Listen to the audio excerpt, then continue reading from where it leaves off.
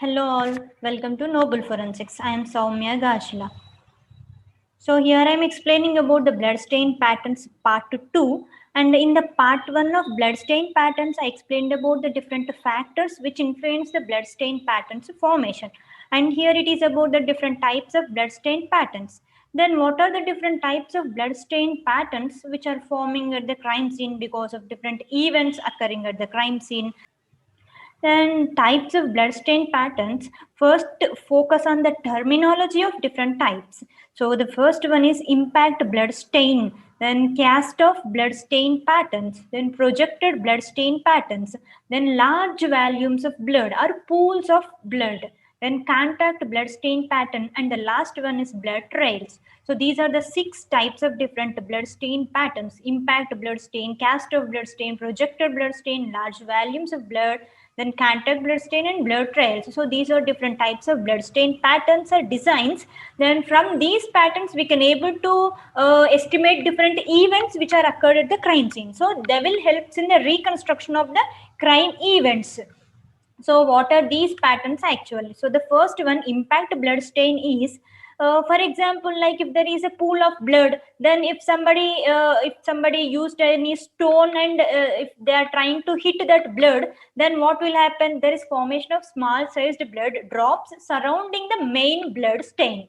So not any stone, but for example, if suddenly you footstepped into that blood stain, that large amount of blood stain, then there is formation of these kind of you can able to see in the picture, these kind of small sized blood drops will form surrounding the main blood drop or main blood stain.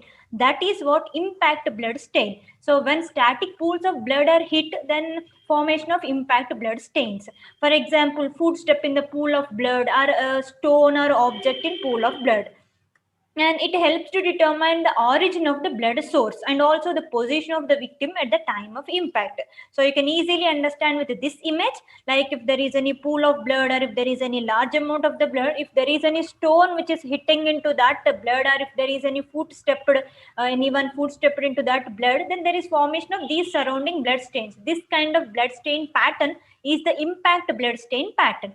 Then coming to the second one, which is cast off blood stain pattern or cast off blood pattern.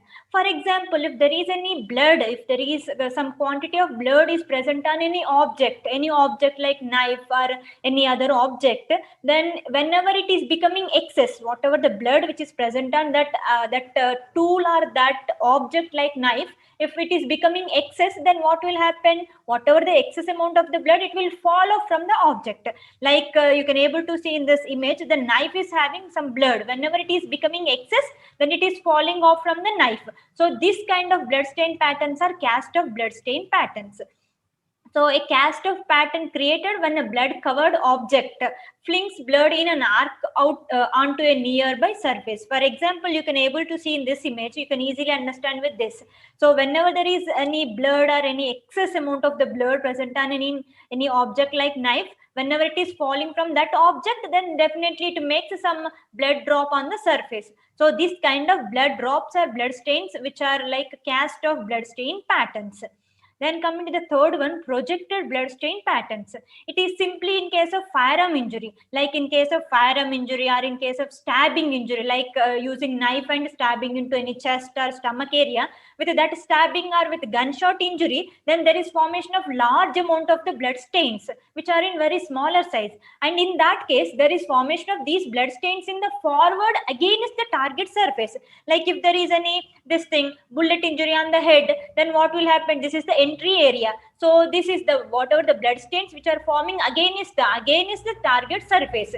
So that kind of blood stains are projected blood stain patterns. For example, in case of stabbing injury with any knife also, if there is any stabbing injury on the chest, then what will happen? If this is a knife and this is the chest, and if there is any this stabbing injury with any knife, then what will happen? Against the target surface, there is formation of these blood drops which are called projected blood stain patterns. Then next one is the large volumes of blood, like pools of blood is present at the crime scene. So pools of blood usually having a large central stain. So even though there is pools of blood, we can easily sometimes we can able to identify that, so that whatever the central portion of the blood stain. Then it indicates manner of death. So mainly this whatever the pools of blood, it indicates that manner of death, like whether it is suicide, homicide, or accidental. So it will give some information related to the crime. Then contact blood stain patterns. Simply, if my hand is having blood, if my hand is having some blood, then if I touch any unstained portion, like if I touched any clean table or any clean wall, then what will happen? I just imprint my hand print on that wall, which is blood stained. So I just leave blood stained print on that surface, which means whatever the blood stained object, if it is leaving any imprint on the unstained surface, which is contact blood stain pattern. So whenever that object leaving any blood stain print on any surface, like hand print or shoe print, that is contact blood stain pattern. Then what is the use of this contact blood stain pattern? There is major use from these contact blood stain patterns, not like other blood stain patterns, because if there is any hand print, then the blood is the major source. Okay, along with the blood, we are also getting that hand print. So hand print means we are getting that fingerprints. So that is unique to the every person. Then we can go for analysis of that fingerprints also. And for example, if there is any shoe print, like blood stained shoe print, then we can also get information related to the shoe, like from the size of the shoe we can able to identify height of the person, and also from the tread pattern of the shoe, and also wear and tear marks of the shoe, we can get some information. So along with the blood stain or blood stain, we can also get information related to that object, that size of the object, and also other information related to that object. So in this contact blood stain patterns, we can also get that blood evidence and also the information related to the object, like hand, foot, or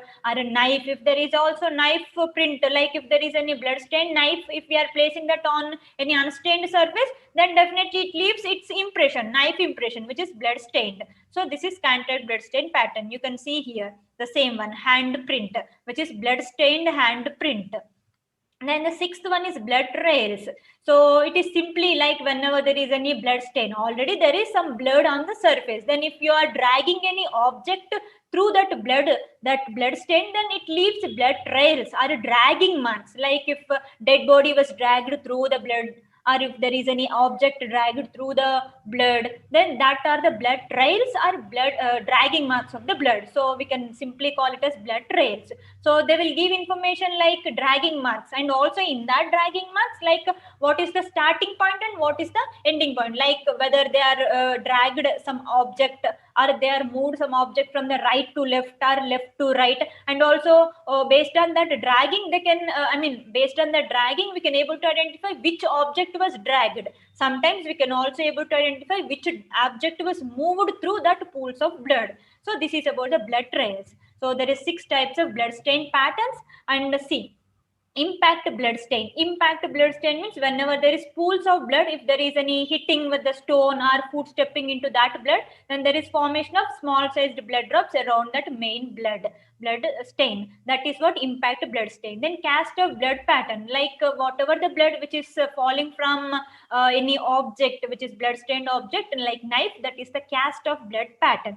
Then projected blood stain pattern. Projected blood stain pattern means this in case of bullet injury, in case of stab injury, there is formation of small sized, very small sized blood drops in the large number of blood drops which are forward, or which are against to that entry hole, which are the projected blood stain patterns. Then large volumes of the blood or pools of blood. Then contact blood stain pattern. Contact. In that contact blood stain pattern, we can get more information related to the object. Like if a contact blood stain is like hand, foot, or footwear, then we can get more information related to that person who are leaving that print at the crime scene. And also blood trails, like dragging marks. So these all are the 6 different types of blood stain patterns. So I hope you are understanding my explanations. I explained 2 parts of the blood stain patterns.